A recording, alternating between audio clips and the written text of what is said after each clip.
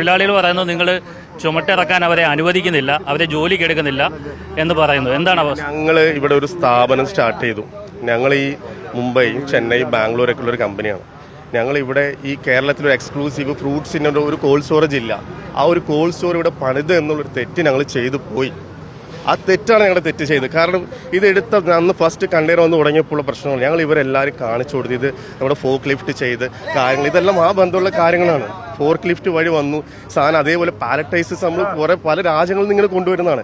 കാരണം നമ്മുടെ മേഖല അഭിമുഖീകരിക്കുന്ന പ്രശ്നങ്ങളാണ്. ഈ ബൈ ഹാൻഡ് ചെയ്യുമ്പോൾ ഫ്രൂട്ട്സ് പെരിഷബിൾ ആണ്. ഞങ്ങൾ ഈ തൊഴിലാളികൾക്ക് എതിരല്ല. തൊഴിലാളിക്ക് ഞങ്ങളുടെ മറ്റുള്ള സ്ഥാപനങ്ങളുണ്ട്. 160-ൽ പല കുടുംബങ്ങൾ ഞാൻ പറഞ്ഞ് ജീവിക്കുന്നുണ്ട്. എനിക്ക് ഇവരെ കുടുംബം മുട്ടി എന്തിട്ട് കാര്യമുണ്ടോ? ആർക്കും എതിരല്ല, ഞങ്ങൾ ആർക്കും എതിരല്ല. പക്ഷെ ഈ ഒരു ജോലി അവർക്ക് ചെയ്യാൻ പറ്റില്ല. ഇത് ട്രെയിൻഡ് ആയിട്ടുള്ള സ്റ്റാഫുകളാണ്. ഇത് ഇവിടെ വന്ന് കഴിഞ്ഞാൽ ഫുള്ള് ഫോർക്ക് ലിഫ്റ്റ് ചെയ്ത് കൊണ്ടുവന്ന സാധനം മേളിലേക്ക് കൊണ്ടുവയ്ക്കുക, ഇത് വെക്കുക, പിന്നെ അതിൽ വന്നിട്ട് അതിൽ ബഹളം വെക്കാന്ന് പറഞ്ഞ കാര്യമില്ല. പലതവണ ഇടയ്ക്കിടയ്ക്ക് വരും ബഹളം വെക്കും. കോർട്ട് ഓർഡർ ഞങ്ങൾക്ക് പ്രശ്നമില്ല, ഇത് പ്രശ്നമില്ല. ഞങ്ങളെതിരല്ല. എങ്ങനെ ഇവിടെ ജീവിക്കണ്ടേ? ഞങ്ങൾ ചെയ്തൊരു അബദ്ധമാണോ ഇത്? എനിക്ക് പറയാനുള്ളത് ബഹുമാനപ്പെട്ട കോടതി ഉത്തരവ്, അതുപോലെ തന്നെ ഗവൺമെന്റ് ഒരു സപ്പോർട്ട് എന്നെ പോലൊരു സാധാരണക്കാരന് വേണം. താങ്കളുടെ സ്ഥാപനത്തിൽ ഈ തൊഴിലാളികളെ കൊണ്ട് ചെയ്യിക്കേണ്ട ജോലികളൊന്നുമില്ല. തൊഴിലാളി എന്ന് പറഞ്ഞാൽ നമുക്ക് എല്ലാം തന്നെ ഓട്ടോമേഷനാണ്. നിങ്ങൾ വന്ന് കഴിഞ്ഞാൽ അവിടെ അറിയാൻ പറ്റും. ഞങ്ങളെല്ലാം ഫോർക്ക് ലിഫ്റ്റ് ആണ്.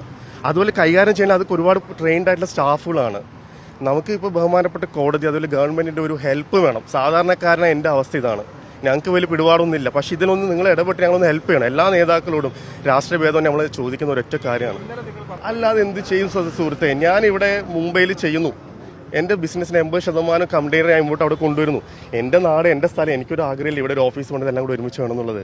ഇവിടെ വന്നു ചെയ്തു. അത് കണ്ടിട്ട് അതിൽ തെറ്റുണ്ടെങ്കിൽ നമ്മൾ കുറ്റപ്പെടുത്തിക്കോ? ഞങ്ങൾ ഒന്നിനെതിരാന്ന് എത്രയായി പറയണു. ഇത് കണ്ടിട്ട് ആർക്ക് വരെ അവിടുത്തെ സംഭവം എന്താ നടക്കുന്നുള്ളത്? ബാംഗ്ലൂർ ചെയ്യുന്നു, ചെന്നൈ ചെയ്യുന്നു. ഞങ്ങൾക്ക് ഒരു പ്രയാസമില്ല. ഒരു കേരളീയനെ അല്ലാത്ത ഞാൻ അവിടെ പോയി അവിടെയുള്ള എല്ലാവരും ഞങ്ങൾക്ക് ഇത്തിരി സപ്പോർട്ടാണ്.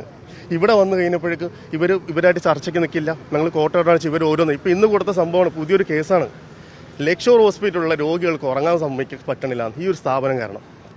അപ്പോൾ മനസ്സിലായില്ലേ, നമ്മൾ ഒന്നിൽ പരാജയപ്പെട്ട അടുത്ത ഒരു, അതായത് ഇവർ ശരിയാണ്, ഇവർ പറയുന്നിടത്ത് നടക്കുള്ളൂ. മുതലാളിമാരൊന്നും ഇപ്പം മുതലാളിമാരുടെ അവസ്ഥ ആർക്കാതിരിക്കാൻ വേണ്ടി എത്ര വലിയ ശബ്ദമലിനീകരണമല്ലോ. അത് നിങ്ങളകത്തുനിന്ന് പൊല്യൂഷൻ സർട്ടിഫിക്കറ്റ് എടുത്ത് വെച്ചിട്ടുണ്ട്, ലൈസൻസ് എടുത്ത് വെച്ചിട്ടുണ്ട്, ഫയർ എടുത്ത് വെച്ചിട്ടുണ്ട്. ഇപ്പോൾ പറഞ്ഞാണ് ഇനി ഇതിന് ഏതെങ്കിലും ഒരു ഡോക്യുമെൻ്ററി ഇല്ലാന്നുണ്ടെങ്കിൽ എന്തായിരിക്കും എൻ്റെ അവസ്ഥ ഇവിടെ? നാളെ ഒരു കോർട്ട് ഓർഡർ കൊണ്ട് മാത്രം ജീവിച്ചു പോകാനുള്ള അവസ്ഥ കേരളത്തിലില്ല. എൻ്റെ പ്രിയപ്പെട്ട എൻ്റെ രാഷ്ട്രീയ നേതാക്കളോ അല്ലെങ്കിൽ ഗവൺമെൻറ്റിൻ്റെ കോടതി നമ്മളൊന്ന് ജീവിക്കാൻ ഉപയോഗിക്കും. എന്താ ചെയ്യണ്ടേ?